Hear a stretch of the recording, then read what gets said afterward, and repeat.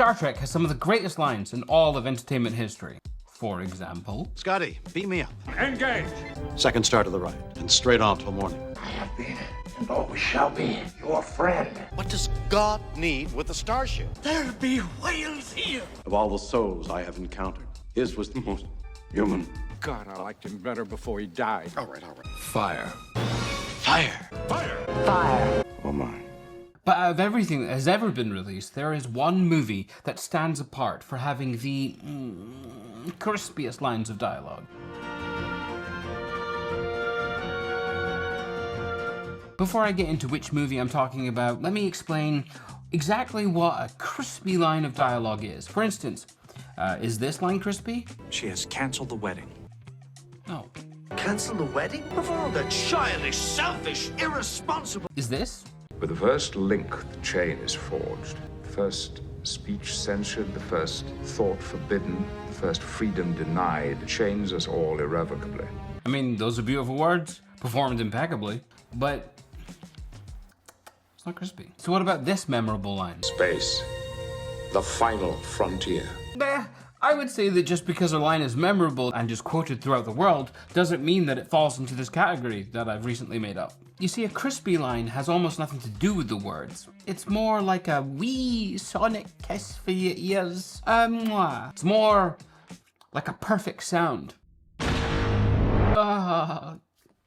So let's just define what I mean. The line must be short, no longer than 5 words. Its delivery must encapsulate the emotion of the scene. The line has to then push us forward into the next moment in a meaningful way. And finally, it's just gotta sound fucking crispy. Let's cast our minds back now to 1996. Dolly the clone sheep has just been born. Prince Charles and Princess Diana have tragically divorced. The Spice Girls are threatening to tell us all what they want, what they really want, and I am sitting in front of a TV watching Film 96 on BBC One, hoping that Barry Norman is going to talk about the new Star Trek movie. And sure enough. Star Trek First Contact, in which the Enterprise, commanded by Jean-Luc Picard, or Patrick Stewart, must travel back in time to the 21st century to save the world from being taken over by a frightful race called the Borg. This is all very enjoyable stuff, much better than Generations, the last Star Trek film. Oh, Barry's throwing shade. Incidentally, you might care to know that in Picard's day, the 24th century, the acquisition of wealth is no longer a human driving force. People don't even have money anymore, so that noise you hear is probably Margaret Thatcher turning in her grave 4 centuries hence. I missed that show. In Earth's darkest hour, he must fight them again. I must follow them back. Repair whatever damage they've done. Let's rock and roll! Watch your futures end.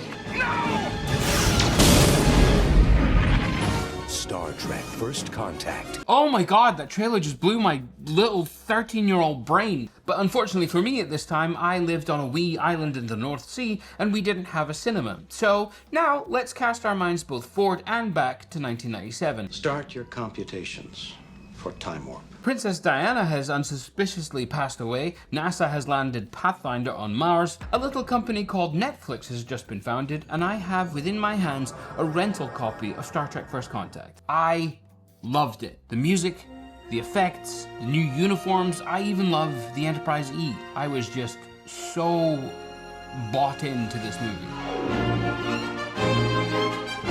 In the film, Picard has just woken up from a double nightmare to the sounds of an incoming transmission from Starfleet. Catch you at a bad time, Jean-Luc. It turns out the long-range communication sensors have picked up. Yes, I know. The Borg. From there, we are off and running. The crew violate their orders and head to Earth to join the battle. To hell with our orders. Then from there, we cut to the battle, and there she is, the Defiant in all her glory, captained by Worf. Report! Main power's offline, our weapons are gone! Perhaps today is a good day to die. The Klingon music swelling in the background.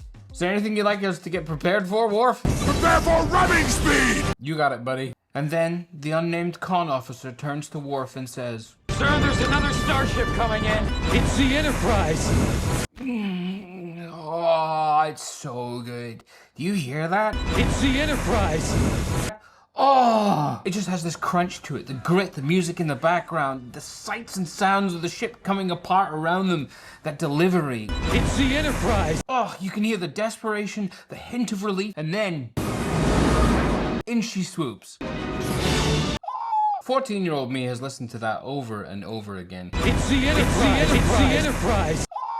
It has stuck with me all throughout the years. But then Star Trek First Contact has so many amazing lines. You were any other man, I would kill you where you stand. The line must be drawn here. Watch your futures end. Live long and prosper. Borg implants can cause severe skin irritations. Perhaps you'd like an analgesic cream? But for me, I think It's the Enterprise is a cut above them all. It's less than 5 words, it encapsulates the desperate emotion of the scene, it advances the plot, because the Enterprise is indeed coming in. And, of course, It's the Enterprise! it sounds real crispy.